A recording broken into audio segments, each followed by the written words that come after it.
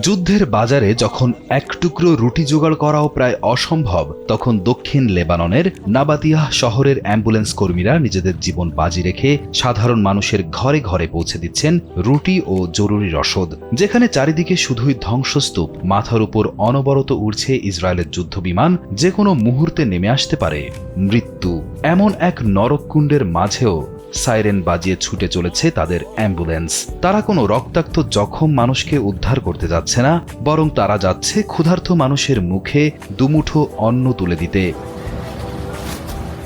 যুদ্ধবিধ্বস্ত খাঁ খাঁ রাস্তার মাঝ দিয়ে সারিবদ্ধভাবে এগিয়ে চলেছে অ্যাম্বুলেন্সগুলো। স্যান্ডেলিনা সো, রূপচর্চায় আভিজাত্য।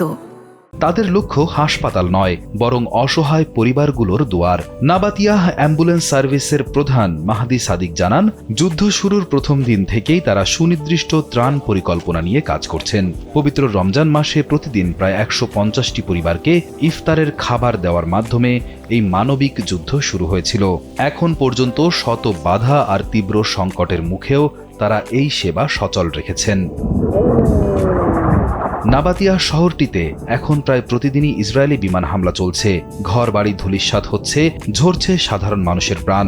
ইসরায়েলি বাহিনী ইতোমধ্যেই ওই অঞ্চলের বেশ কয়েকটি এলাকার বাসিন্দাদের এলাকা ছাড়ার নির্দেশ দিয়েছে। চারিদিকে যখন কেবলই পালানোর তাড়া, তখন এই উদ্ধার কর্মীরা বুকে পাথর বেঁধে নিজেদের মাটিতেই রয়ে গেছেন। মাহাদি সাদিক আরও জানান, বেদনা আর ক্ষয়ক্ষতি যতই হোক না কেন, আমাদের মনোবল আরও শক্ত হয়েছে। মানুষের প্রতি দায়িত্ববোধ আমাদের আরও বেড়েছে। গত ২৮ ফেব্রুয়ারি ইরান ও মার্কিন ইসরায়েল যৌথ বাহিনীর মধ্যে সংঘাত শুরু হওয়ার পর পুরো মধ্যপ্রাচ্যে আগুন জ্বলে ওঠে।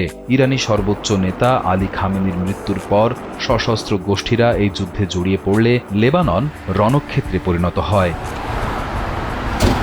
মৃত্যুর মুখোমুখি দাঁড়িয়েও যারা মানবতার পতাকা ধরে রেখেছেন, সেই অ্যাম্বুলেন্স কর্মীরাই লেবাননের আসল নায়ক।